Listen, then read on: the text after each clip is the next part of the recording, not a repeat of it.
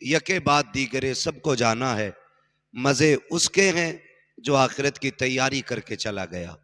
محبوب فرماتے ہیں وہ تھوڑی زندگی بہتر ہے کہ جس میں نیکیاں زیادہ ہوں، وہ بڑی زندگی بیکار ہے جس میں گناہ زیادہ ہوں۔ ہماری زندگی تو بڑھ رہی ہے لیکن گناہ بھی کثرت سے ہیں۔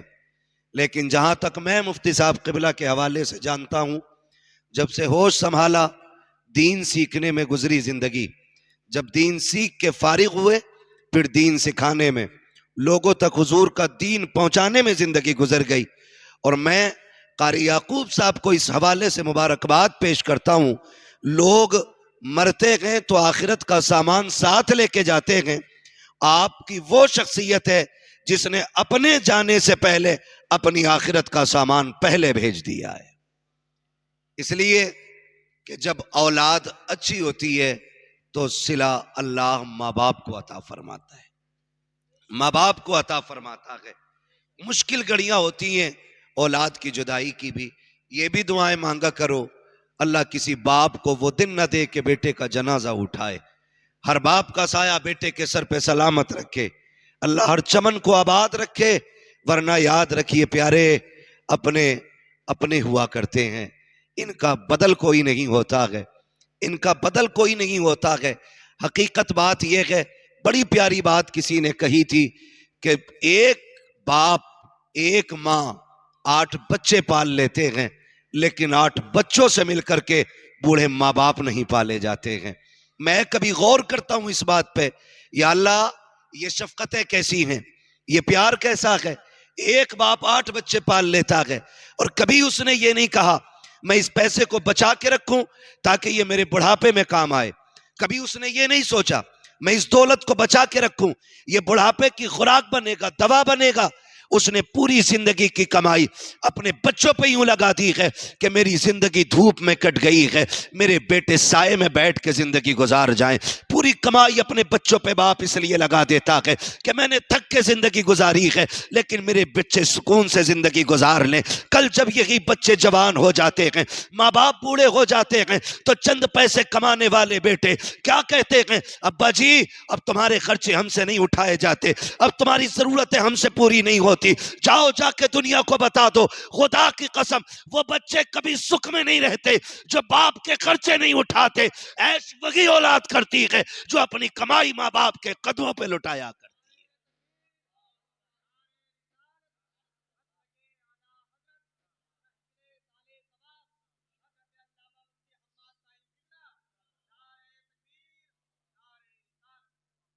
میں گزارش کروں گا نوجوانوں سے، ماں باپ ہیں تو قدر کر لیں۔ ابھی ایک جگہ چندہ ہو رہا تھا، میں مائک پہ تھا، تو میں نے اعلان کیا کہ جس کو اپنے ماں باپ کی پراپرٹی کا حصہ ملا ہے یا ملنے والا ہے، لازم ہے کہ اس کی جائیداد سے وہ اس کے ثواب کے لیے کچھ نہ کچھ خرچ کرے۔ جانتے ہو بیٹوں سے پہلے ایک بوڑھا باپ کھڑا ہوا اور اس نے کہا تھا 50,000 میری طرف سے میرے بیٹے کے ثواب کے لیے۔ میں اس کا منہ دیکھتا رہ گیا، اس کی آنکھ میں آنسو تھے، اس کی آنکھ میں آنسو تھے۔ تو میں نے ایک بات سمجھی کہ بات جب باپ کی آتی ہے تو اولاد جیب چیک کرتی ہے، اور جب بات اولاد کی آتی ہے تو باپ دل بھی نکال کے دے دیا کرتا ہے، دل بھی نکال کے دے دیا کرتا ہے۔ یہ رشتے ہوتے ہیں، رشتے۔ خدا آپ کو سلامت رکھے۔ ماں باپ کا رشتہ بڑا اہم رشتہ ہوتا ہے، بہت اہم رشتہ ماں باپ کا ہوتا ہے۔ میں سارے بیٹوں سے گزارش کروں گا اگر ماں باپ زندہ ہیں نا تو ان کے قدموں میں بیٹھا کرو، ان کے قدم۔ تم نہیں جانتے ہو، باپ کے پاس کروڑوں کی جائیداد ہو اور اولاد منہ پھیر لینا تو وہ ٹوٹ جاتا ہے، اور خالی ہاتھ ہو، باپ کچھ بھی نہ ہو، چٹنی پہ گزارے ہوتے ہوں اور بیٹا آ کے باپ کی کمر پہ ہاتھ رکھ کے کہے ابا دکھ نہ کر، اب تیرے کام کرنے کے لیے تیرا بیٹا ہو گیا ہے۔ خدا کی قسم وہ باپ اپنے آپ کو اپنے وقت کا بادشاہ تصور کرنے لگتا ہے، بادشاہ تصور کرنے لگتا ہے۔ اور یاد رکھیے گا، میں یہ بات اکثر کہتا ہوں کہ پوت سے زیادہ پوتے پیارے ہوتے ہیں۔ کہاوت ہے نا، پوت سے زیادہ پوتے پیارے ہوتے ہیں۔ کیوں؟ کیوں؟ جبکہ بڑا قریبی رشتہ تو بیٹے سے ہے، لیکن بیٹے سے زیادہ دادا کو پوتا پیارا ہوتا ہے. جانتے ہو کیوں؟ اس کی وجہ اہل خرد نے یہ بتائی ہے کہ اسے اپنے پوتے میں اپنے بیٹے کا بچپن نظر آیا کرتا ہے. صرف اس لیے دادا کو پوتا پیارا ہوتا ہے کیونکہ وہ پوتے میں بیٹے کا بچپن دیکھتا ہے. گویا باپ کو آج بھی وہ دن اچھے لگتے ہیں جب تم انگلی پکڑ کے چلتے تھے, جب تم اس کی جیب سے پیسہ مانگا کرتے تھے. آج بھی باپ کو وہ دن اچھے لگتے ہیں جب تم بابا بابا کہہ کے اس کے کاندھے پہ بیٹھا کرتے تھے, کبھی سینے پہ سوار ہو جاتے تھے. آج بھی ان لمحوں کو وہ بھولا نہیں ہے جب تیری انگلی پکڑ کے تجھے اسکول لے کے جاتا تھا. آج تو حیرت ہوتی ہے, بوڑھا باپ کہتا بیٹے دوا چاہیے, بیٹا کہتا مجھے وقت نہیں ہے. میں پوچھنا چاہتا ہوں جب تم چھوٹے تھے باپ پہلی مرتبہ تمہیں اسکول یا مدرسہ چھوڑنے کے لیے گیا تھا, جب تم اسکول کے اندر داخل ہوئے اس نے انگلی نہیں چھوڑی تھی, رو رہا تھا. مدرسے کے اسٹاف اور اسکول والوں نے آ کر کے بچے کا ہاتھ پکڑا, بیٹے چلو کلاس کے اندر. اس نے منہ پلٹ کے دیکھا اور جاتے جاتے ابا سے کہا تھا ابا اس وقت تک نہ جانا جب تک میں نہ آ جاؤں. خدا کی قسم تاریخ گواہ ہے آج جن بیٹوں سے باپ کے بستر کے پاس چارپائی نہیں ڈالی جاتی, میں ان کو جگانا چاہتا ہوں جو 10 منٹ باپ کے پاس نہیں بیٹھتے. میں انہیں آگاہ کرنا چاہتا ہوں جب تم 5 گھنٹے کے لیے اسکول کے اندر گئے تھے اور تم نے ایک بار کہا تھا رو کر کے ابا جانا نہیں میں تمہارے ساتھ واپس جاؤں گا. یہ باپ 5 گھنٹے کبھی دیوار سے لگ کے کھڑا ہوا, کبھی پیڑ. تیرے ماں باپ تجھ پہ ظلم کریں پھر بھی تجھے حق نہیں ہے تو ان کے خلاف زبان کھولے, ان کی زبان کے خلاف زبان کھولے ظلم کے باوجود بھی. اور ہم صرف اس بات پہ ماں باپ کو چھوڑ دیتے ہیں کیونکہ ہمارے بیٹے کو انہوں نے روتے وقت گود میں نہیں لیا تھا. اتنی سی بات کو لے کر کے نہ کریں یار, رشتوں کی قدر کریں, چوک راستوں میں کسی کی برائی نہ کریں. رشتے گھر کے اندر ہی سنولتے ہیں, گھر کے اندر ہی بگڑتے ہیں. رشتوں میں کب تباہی آتی ہے جب 2 کے بیچ میں کوئی تیسرا آ جاتا ہے. باپ بیٹوں کا مسئلہ ہے, بیٹھ کے معافی تلافی کر لو. ایک بار ابا کے پیر پکڑ, کہتا نہیں نہیں میرے ابا بڑے سخت ہے. میں کہتا ہوں خدا کی قسم یہ اوپر سے سخت ہے, اندر سے اس سے زیادہ کوئی نرم نہیں ملتا ہے, ملتا ہی نہیں ہے. آج کہہ رہا نہیں نہیں مجھے ابا کی صورت نہیں دیکھنی, میرا نبی ہے. سگے چچا بغل میں چل رہے ہیں, پیچھے ہو گئے, آقا نے ہاتھ پکڑ لیا, چچا پیچھے نہ چلیں, محبوب تیری جوتیوں کا صدقہ مل جائے یہی زندگی کی معراج ہے. کہا چچا میرے ساتھ چلا کریں. کہا کیوں؟ کہا لوگ کہتے ہیں تمہاری شکل میرے باپ عبداللہ سے ملتی ہے, جب آپ پیچھے چلتے ہیں تو مجھے لگتا ہے کہ میرے باپ کی پیٹھ ہو گئی ہے مجھ سے. نبیوں کا امام ہو کر کے صرف ملتے چہرے کی اتنی قدر کرتا ہے, اگر سگے باپ کا دور پاتا تو وہ کتنا احترام کر کے دکھاتا. میں پوچھنا چاہتا ہوں بدلیں اپنے رویے, بدلیں اپنے رشتے. کائنات میں سب سے بڑی دولت ماں باپ کی دولت ہے. اللہ نے محبوب کو 2000 سے زیادہ لقب عطا فرمائے. کتنے؟ 2000 سے زیادہ. جو خصاب پتان چودھری ہو وہ قطعی نہ بولے, یہاں وہ بولے جو حضور کا نوکر بن کے بیٹھا ہے. کتنے رشتے, کتنے نام؟ 2000 سے زیادہ عطا فرمائے. لیکن آقا کریم فتح مکہ ہوئی, حضور نے نماز پڑھائی, 14000 کا لشکر پیچھے سب بسب کھڑا ہے. نماز پڑھا کے فارغ ہوئے, ایک لگا کے بیٹھے رونے لگ گئے. حضرت عمر دوڑ کے آ گئے, قدموں میں بیٹھے, محبوب کسی نے کچھ کہا ہو تو جوانیاں لوٹا دیں گے, بتائیں زندگی قربان کر دیں گے, روئے کیوں؟ کہا عمر آج مجھے میری ماں کی یاد آ گئی ہے, آج میری ماں کی یاد آئی ہے. یہ کون کہہ رہا ہے؟ یہ میرا نبی کہہ رہا ہے. نبی آج ہماری 2 کوڑی کی اوقات نہیں اور اپنے ماں باپ کے آگے زبان چلاتے ہیں, ان کے آگے بگڑ جاتے ہیں. نبیوں کا امام کہہ رہا ہے عمر آج ماں یاد آ گئی. یا رسول اللہ آپ کو بھی ماں یاد آتی؟ کہا ہاں. آقا بتائے نا کیا یاد آئی؟ حضور کہتے عمر میرا جی چاہتا ہے میری ماں نے مجھے تب دیکھا تھا جب میں چھوٹا سا تھا, کاش آج دیکھتی میری ماں. درختوں کو سجدہ کرتے دیکھتی تو ماں کا کلیجہ ٹھنڈا ہوتا. میری ماں کو صرف ایک تکلیف رہی, میرا بیٹا یتیم ہے, اکیلا ہے. آج پتھروں کو میرا کلمہ پڑھتے دیکھتی تو میری ماں کتنی خوش ہوتی. آج 14,000 کی امامت کی ہے میں نے، اور یہ 14,000 صرف نماز پڑھنے والے نہیں، عمر یہ میرے اشارے پہ جان دینے والے کھڑے تھے۔ آج میری ماں ہوتی، میرے ان دیوانوں کو دیکھتی تو کتنی راضی ہو جاتی۔ عمر بھی اشک بہا رکھے، نبی بھی اشک بہا رکھے۔ آقا اور کیا یاد آ رہی ہے؟ میرا نبی کہتا ہے عمر سنو، آج میرا جی چاہتا تھا کاش میری ماں ہوتی، میں مصلی امامت پہ ہوتا، میری ماں حجرے کے اندر ہوتی، اندر سے آواز آتی بیٹے محمد میری بات سن جا۔ آقا کہتے ہیں عمر نماز توڑ دیتا، مصلی چھوڑ دیتا، ماں کی خدمت میں چلا جاتا۔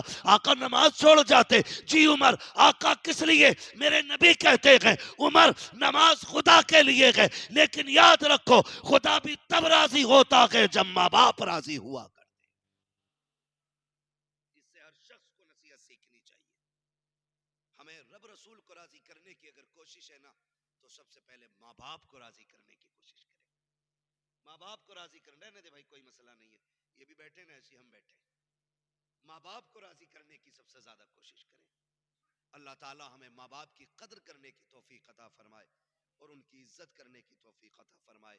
ہم اپنی زندگی میں آخرت کی تیاری کر کے چلیں، آخرت کی تیاری کر کے چلیں۔ ماں باپ سے دعائیں، میں کہتا ہوں نوجوانوں گھر سے نکلتے وقت دعائیں لے لیا کرو ماں باپ کی، اور ان سے دعائیں لے کے گھر سے نکلا کرو۔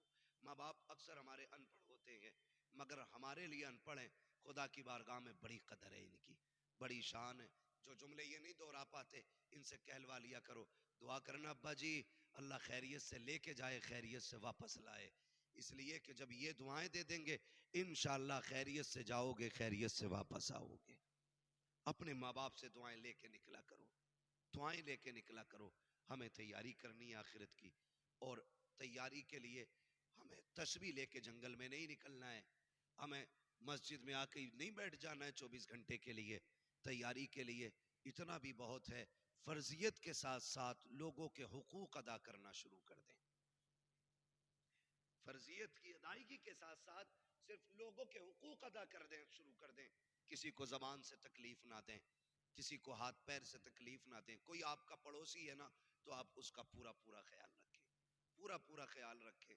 محبوب علیہ السلام جب پڑوسیوں کے حقوق بیان فرما رہے تھے نا، تو صحابہ کہتے ہیں ہمیں لگتا تھا کہیں ہماری جائیداد میں ان کو حصے دار نہ بنا دیں، حصے دار نہ بنا دیں۔ آج سب سے بڑا کمپٹیشن پڑوسی سے ہے، سب سے بڑا کمپٹیشن، سب سے بڑا مقابلہ پڑوسی سے ہے۔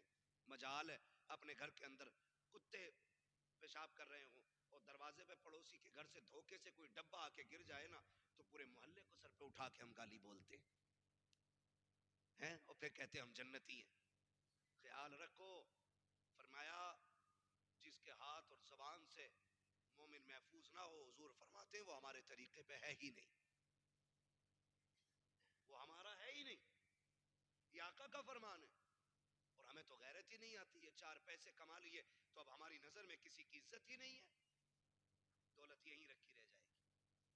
تب تک کے تماشے ہیں جب تک آنکھیں کھلی ہیں۔ وہی آپ کا ہے جو اللہ کی راہ میں خرچ کر جاؤ یا کھا لو، باقی جو ہے وہ آپ کا نہیں، آپ کے وارثوں کا ہے، آپ کے بعد والوں کا ہے۔ اس لیے آپ سے میری گزارش ہے، آپ آخرت کی ہم سب مل کے تیاری کی کوشش کریں۔ حقوق پڑوس کے کتنے اہم ہوتے ہیں۔ آقا کریم کون سے ستم نہیں تھے بتائیے، کون سا ستم نہیں تھا؟ حضور چلتے تھے تو لوگ پتھر مارتے تھے، راستے میں کانٹے بچھاتے تھے، گڈھے کھودے جاتے تھے۔ اللہ نے ہر موڑ پر اپنے محبوب کی مدد فرمائی اور حفاظت فرمائی، لیکن میرا نبی اخلاق کا کتنا بلند ہے۔ کبھی غور کیا، حضور کے گھر میں گوشت آیا، حضور فرماتے ہیں خدیجہ جی یا رسول اللہ کا شوربہ بڑھا دینا۔ آقا کس لیے؟ کہا کہ آج ہمارے گھر گوشت آیا ہے، ہم اکیلے نہیں کھائیں گے، اپنے پڑوسیوں کو اس میں شامل کریں گے۔ آقا کریم نے پیالوں میں گوشت لیا، اور جو گالیاں دینے والے تھے، پتھر مارنے والے تھے، ان کا دروازہ بجا رہے۔ آج عید کے دن سگے باپ کو چھوڑ کے سوئیے کھا گیا اور نئے کپڑے پہن کے عیدگاہ پہ جمال رہا۔ مل گئی جنت؟ وہ جنت کی چابی تو گھر چھوڑ آیا تو نہیں ملنے والی ہے، ملنے والی نہیں۔ آقا فرماتے ہیں جس سے باپ راضی ہوتا ہے اس سے خدا پاک راضی ہوتا ہے۔ یہ اصول ہے اللہ کی رضا جاننے کا، یہی اصول ہے۔ جس سے باپ ناراض اس سے خدا ناراض۔ پھر مسجدیں نہیں، تو کعبے میں جا کے حرم کی زمین گھس دے، جب تک باپ راضی نہیں ہوگا خدا پاک بھی راضی نہیں ہوگا. یہ اصول ہے اس کے، یہ اصول ہے اس کے. مجھے راضی کرنا، پہلے باپ کو راضی کرو، وہ راضی نہیں تو پھر میں بھی راضی. سگے باپ کو چھوڑ کر کے دنیا کو سوئیوں پہ بلا رہے ہو. اگر باپ نہیں آیا تو کیا خاک کی تم نے سوئی ہے، کوئی نتیجہ نہیں تیری دعوت کا. ہاں اب حضور کی آپ زندگی دیکھیں، دروازہ ان کا بجا رہے ہیں جو حضور کے دشمن ہیں. دروازہ کون؟ آقا کہتے ہیں انا محمد الرسول اللہ. اندر سے آواز آتی دروازہ نہیں کھولیں گے. کہا کیوں؟ کہا میں تمہاری کوئی بات نہیں سننی ہے، چلے جاؤ. آئے کیوں ہو؟ میرے نبی کہتے تھے میں تمہیں دین دینے نہیں آیا، میں تبلیغ کے لیے نہیں آیا. ہمسایہ ہو، میرے پڑوسی ہو، دروازہ کھولو، کچھ لے کر کے آیا ہوں. جیسی دروازہ کھولتے پیالے میں گوشت دیکھتے کہتے یہ کیوں لے کے آئے ہو؟ کہا ہم کھا لیتے، تم محروم رہتے. یہ ہماری غیرت کو گوارا نہ کی ہے. خدا کی قسم تاریخ گواہ ہے، اندر صرف پیالہ نہیں جاتا تھا، ہاتھ کے ساتھ ساتھ مصطفیٰ کا دین گھر میں چلا جاتا. آج بھی اس اخلاق کی ضرورت ہے، آج بھی اس کردار کی ضرورت ہے، آج بھی ایسے رویے اختیار کرنے کی ضرورت ہے جس سے ہمارے مصطفیٰ کے دین کی جھلکیاں نظر آنی چاہیے. دین کی جھلکیاں. وہ لوگ یہ کہنے پہ مجبور ہو جائیں اگر امتی اتنے شان والے ہیں تو پھر ان کے نبی کتنے شان والے ہوں گے. یہ ایک ایسا ماحول ہمیں بنانا ہے اور آخرت کی تیاری کرنی ہے. اس سے پہلے کہ مسجد سے ہمارا بھی اعلان ہو، ہم اپنے اعلان کی تیاری خود کر لیں. اور جو کہتے ہیں دیکھا جائے گا، کر لیا جائے گا. ابھی عمر کیا آئی ہے، ابھی تو بال کالے ہیں، ہوئے نامور بے نشاں کیسے کیسے، زمین کھا گئی آسماں کیسے کیسے. بڑے بڑے آج زمین کے اندر چلے گئے لوگ جن کے نام کی دعائیاں دیتے تھے، آج وہ بھی منو مٹی کے نیچے ہیں. تیری میری اوقات کیا ہے، 8 دن نہیں بن لگیں گے کہ یہ کیڑے کھا جائیں گے بدن، کچھ نہیں بچنا ہے، بال ہڈیاں ساری گل جانی ہے. او بھائی پھر اس کے لیے فکر نہیں کرنی ہے، ہمیں آخرت کی زندگی کے لیے فکر کرنی ہے.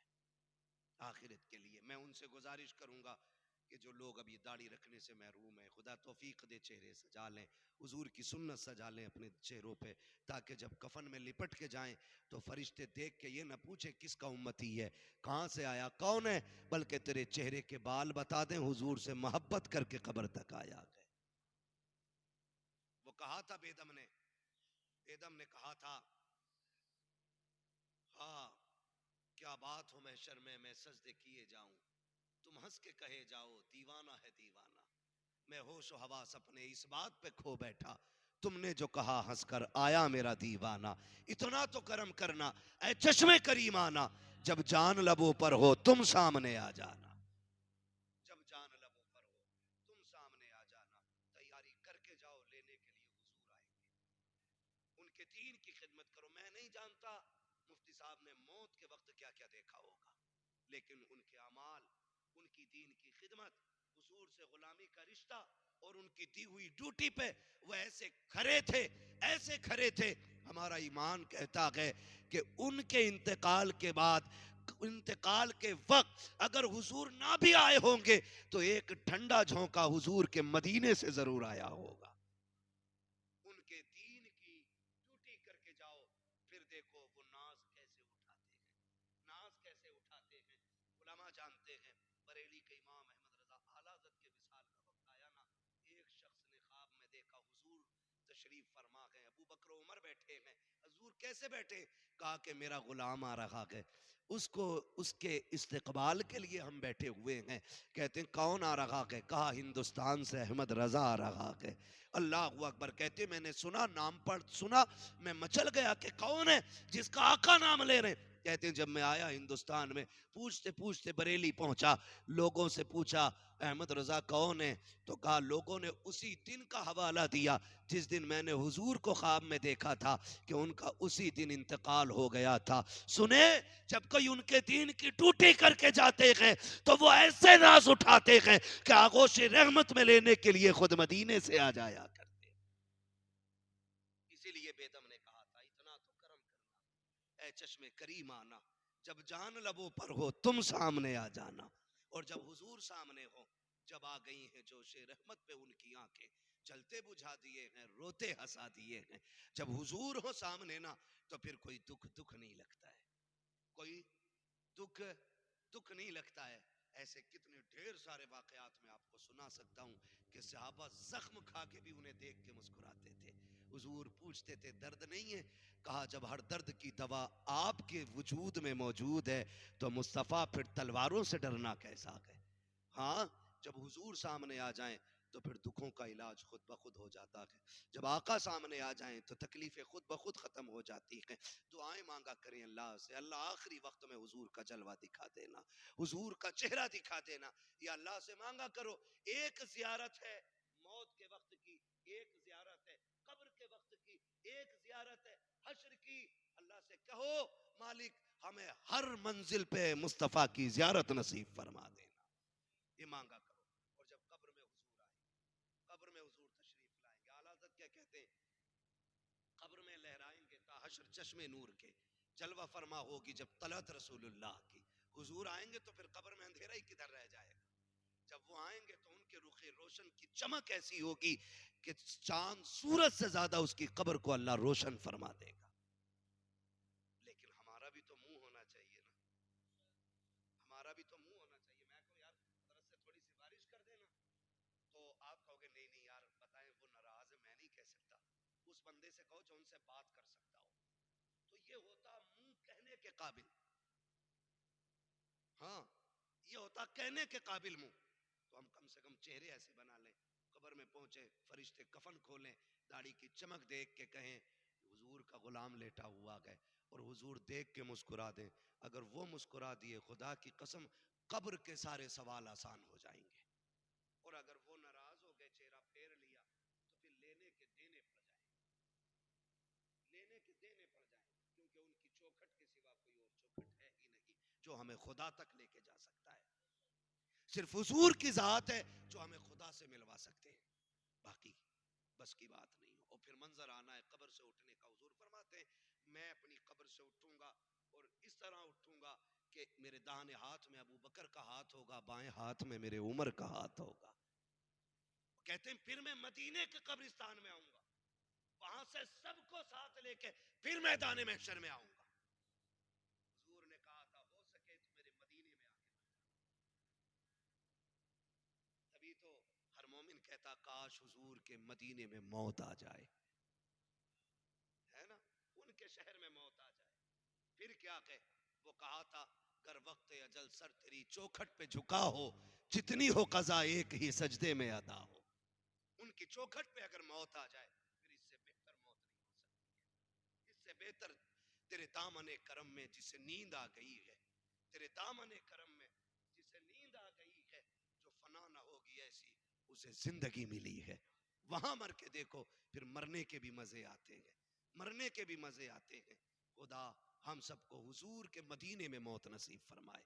آقا فرماتے اگر مدینے میں مر نہ سکو تو مدینے میں مرنے کی تمنا لے کے مر جانا. آقا کیا ملے گا؟ فرمایا دفن سوار میں ہوگے, اٹھاؤ میرے مدینے کے قبرستان سے جاؤ گے. تو کم سے کم ہم مدینے میں نہ بھی مر سکے تو مدینے میں مرنے کی تمنا لے کے مر جائیں, مرنے کی تمنا لے کے مر جائیں. ہاں اللہ تعالی ہم سب کو حضور کی سچی پکی محبت عطا فرمائے. حضور میدان قیامت میں آئیں گے, عجیب منظر ہوگا, عجیب. آج کہتا نا میری لٹھیا کے سامنے کسی کا منہ نہیں کھلتا. آج کہہ رہے ارے جوانی میری تھی, ٹائم میرا تھا, دور میرا تھا, لوگوں کی کائیاں پھٹ جاتی تھی, میں نکلتا تھا تو رستے خالی ہو جاتے تھے. آج بک رہے ہیں نا یہ. اور جب میدان قیامت ہوگا نا, نفسی نفسی کا عالم ہوگا نا, تو جبریل جیسا مقرب فرشتہ بھی آج زبان پہ تالا لگا کے کھڑا ہے. ضرورت نہیں ہے. آقا فرماتے طاقت نہیں ہوگی کسی میں, سب سے پہلے بولنے کی اجازت مجھے دی جائے گی. اس بات کا شکریہ ادا کرو رب نے حضور کی امت میں پیدا کر دیا ہے. یہ بڑا کرم ہے اللہ کا, ہم حضور کے امتی ہیں, یہ بہت بڑا کرم. ورنہ وہ کہا تھا سب نے صف محشر میں للکار دیا ہم کو, اے بے کسوں کے آقا اب تیری دہائی ہے, اب تیری دہائی ہے, اب تیری دہائی ہے. سنتے ہیں کہ محشر میں صرف ان کی رسائی ہے. فرمایا گیا منظر کا, میدان قیامت کا وہ منظر, عمل تو لے جا رہے ہیں, ترازو لگی ہے, سمجھ رہے ہیں, پہلے دن سے لے کے آخری دن تک کے سارے سارے بندے کھڑے، کتنے لاسٹ میں نمبر آتا، اور پھر گرمی، سختی، مصیبت سب. رب فرمائے گا سنو، آج سب سے پہلے حساب میں محبوب کی امت سے شروع کروں گا. سب سے پہلے حساب حضور کی امت کا شروع ہو رہا ہے. پھر جب حساب چل رہا ہے نا، عمل لگ گئے، ترازو لگ گئی ہے، اور ہم جیسا بندہ پھنس گیا ہے. بیڑیاں پڑ گئی ہیں پیروں میں، ہاتھوں میں ہتھکڑیاں پڑ گئی ہیں، گلے میں توق پڑ گیا آگ کا. فرشتے کھینچ کے لے کے جا رہے ہیں، ہم مڑ مڑ کے دیکھ رہے ہیں. خدا کرے وہ ہم ہی ہو جائیں. ہم تو اس پہ بھی راضی ہیں وہ ہم ہو جائیں جن کی ہم بات کر رہے ہیں، جن کے بارے میں کہا گیا کہ جب گناہگار کو بیڑیاں ہتھکڑی پہنا کے لے جایا جائے گا، وہ مڑ کے دیکھے گا. فرشتے کہیں گے اب کدھر دیکھ رہا، ترازو لگ گئی، عمل تل گئے، اب کچھ نہیں ہونے والا. کہا ٹھہرنا بھی کسی کے آنے کا انتظار ہے. اتنے میں حضور جلوگر ہو جائیں گے. وہ مڑ کے کہے گا لو وہ آئے مسکراتے ہم اسیروں کی طرف، خرمن سیاہ پہ اب بجلی گراتے جائیں گے. وسعتیں دی ہیں خدا نے دامن محبوب کو، جرم کھلتے جائیں گے، آقا چھپاتے جائیں گے. اتنے میں وہ گناہگار تڑپ کے کہے گا یا رسول اللہ میں پھنس گیا ہوں، میں پھنس گیا ہوں. حضور جلدی جلدی قدموں سے آئیں گے. وہ کہیں گے کیا ہوا فرشتوں کا؟ حضور عمل تو لے گئے، گناہ زیادہ، حکم جہنم کا ہوا. آقا کہیں گے پھر تو لو، پھر تو لو. فرشتے کانپ جائیں گے، حضور صحیح تو لائے. رب فرمائے گا جو میرا محبوب کہہ رہا ہے وہی کیا جائے. پھر تو لے گئے. پہلے گناہ زیادہ تھے، اب نیکیاں بڑھ گئی ہیں. یہ وہابی مذہب کہتے ہیں نا حضور سے کیا ہوگا، وہ اپنی بیٹی کی شفاعت نہیں کریں گے معاذ اللہ. تم مردود شفاعت کی بات کرتا ہے. انہوں نے دنیا میں کہہ دیا تھا میرے شہزادے نواسے جنتی جوانوں کے سردار ہیں، میری بیٹی فاطمہ جنتی عورتوں کی سردار. نہیں آتی تیرا کھائیں تیرے غلاموں سے ان سے منکر عجب کھانے غرانے والے، اور ہم اتنے بے غیرت. ان کے ہاں بیٹی لیتے بھی ہیں، بیٹی دیتے بھی ہیں، دعوتیں بھی ٹھوس رہے، اور شفاعت بھی حضور کی چاہیے. شفاعت اسے ملے گی جس کے رشتے صرف حضور کی وجہ سے چلتے ہوں گے. یہ یاد رکھیے، بات صاف کہہ رہا ہوں، یاد رکھیے گا. حضور سے وفا ہے تو صرف حضور کی ہو کے رہو. یہ کہتے حضور کچھ نہیں کر سکتے، کچھ نہیں کر سکتے. اب عمل تولا جا رہا ہے نا، تو اب گناہ کھٹ گئے ہیں، نیکیاں پڑ گئی ہیں، فرشتے کانپ گئے. حضور ہم نے تولا تھا تب ایسا ہی تھا. حضور مسکرا دیں گے. کہا ٹھیک ہے. آواز آئے گی فرشتوں اب نیکیاں زیادہ ہو گئی ہیں، اب اسے جنت میں ڈال دو. مالک پہلے بھی یہی بندہ تھا، اب بھی یہ ہے. رب فرمائے گا دیکھتے نہیں ہو ترازو پہ عمل تلوانے کے لیے میرا محبوب آ کے کھڑا ہو گیا ہے، محبوب آ کے کھڑا ہو گیا ہے. اب بھی گناہ زیادہ رہ جائیں یہ میری رحمت کو گوارا نہ کی ہے. بریلی سے علامہ حسن نے کہا تھا فقط اتنا سبب ہے انعقاد بزم محشر کا کہ ان کی شان محبوبی دکھائی جانے والی. یہاں بھی بیڑا پار ہے. پھر آیا پلسرات کا مسئلہ، ادھر گناہگار گزر رہے، ادھر حضور رو کے کہہ رہے رب سلم امتی، رب سلم امتی. آمین کہنے کے لیے فاطمہ کھڑی ہے، شہزادے کھڑے ہیں. بتاؤ جس کے لیے حضور دعا کرتے ہوں، کربلا والے اور خاتون جنت آمین کہتی ہو، اس کے لیے مشکلیں کیوں آسان نہ ہوں گی. بریلی کے امام نے کہا تھا رضا پل سے اب وجد کرتے گزریے کہ ہے رب سلم صدائے محمد. فرمایا گیا ایمان والو اپنے آپ کو اور اپنے گھر والوں کو جہنم کی آگ سے بچاؤ. ہم اپنے طور پہ تیاری کریں، جو کمی رہ جائے گی وہ پورا کرنے کے لیے حضور رہیں گے انشاءاللہ. لیکن تیاری کرنی ہے. اللہ ہر بیٹے کو لمبی عمر دے، اور خدا ہر بیٹے کی زندگی میں وہ دن لائے کہ وہ صحرا پہنے، باپ اس کی خوشیوں میں شامل ہو. اللہ ہر بیٹے کے سر پہ باپ کا سایہ سلامت رکھے، اور ہر باپ کا اللہ آنگن ہرا بھرا رکھے. بس جو ہوئے غلط ان کو معاف فرمائے رب کائنات. زندگی نے دیا ساتھ، پھر ہوگی ملاقات. سارے لوگ کلمہ شریف پڑھ لیجئے لا الہ الا اللہ محمد رسول اللہ. یہ جو میں نے حضور کا ذکر کیا، رب کی رحمت کی باتیں کی، اللہ اس ذکر کے صدقے میں، اس تذکرے کے صدقے میں اس کا ثواب مفتی صاحب کی روح پر فتوح کو اللہ عطا فرمائے، اور اللہ اس ذکر کے صدقے میں ان کی بے حساب مغفرت فرما کر ان کے درجات میں بلندیاں عطا فرمائے.